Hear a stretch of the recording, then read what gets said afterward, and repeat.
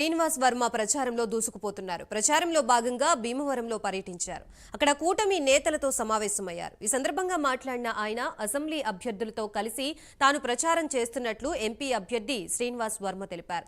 ప్రజల నుంచి తనకి పెద్ద ఎత్తున మద్దతు వస్తుందని, తమపై ప్రజలు చూపిస్తున్న ప్రేమ, అభిమానం రానున్న ఎన్నికల్లో తన గెలుపు ఖాయమని ఆయన ధీమా వ్యక్తం చేశారు. పార్లమెంట్లో శాసనసభ అభ్యర్థులతో కలిపి విస్తృతంగా ప్రచారం నిర్వహించడం జరుగుతూ ఉంది. ఈ ప్రచారంలో పెద్ద ఎత్తున స్పందన కనపడతా ఉంది. మండుటెండలో సైతం వేలాది మంది మహిళలు, యువకులు, వృద్ధులు వారు పలుకుతున్నటువంటి స్వాగతం చూస్తూ ఉంటే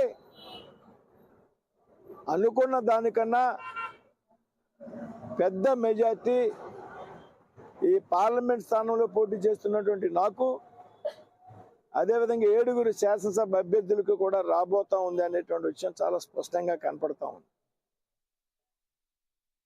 ముఖ్యంగా ఈ ప్రభుత్వం మీద ఉన్నటువంటి వ్యతిరేకత పెద్ద ఎత్తున కనపడతా ఉంది. ఈ ప్రభుత్వం అన్ని వర్గాల ప్రజల్ని ఏ వర్గానికి కూడా మినహాయింపు లేకుండా వంచింది అనేటువంటి విషయం ప్రజలు గ్రహించారు.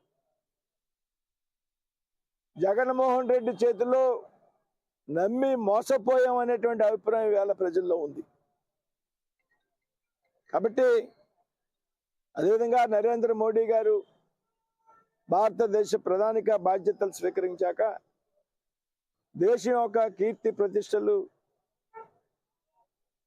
ప్రపంచమంతా భారతదేశం ఒక శక్తివంతమైనటువంటి దేశంగా తయారు కావడం, ముఖ్యంగా దేశంలో అన్ని వర్గాల ప్రజలకి, పేదలకి, అట్టడుగు వర్గాల ప్రజలకి ఆయన ప్రకటించినటువంటి అంత్యోదయ పథకాలు ఏతున్నాయో, సంక్షేమ పథకాలు ఏతున్నాయో వీటినన్నిటికీ కూడా పెద్ద ఎత్తున ఆమోదం లభించింది. అలాగే నారా చంద్రబాబు నాయుడు గారు ముఖ్యమంత్రిగా ఉన్నటువంటి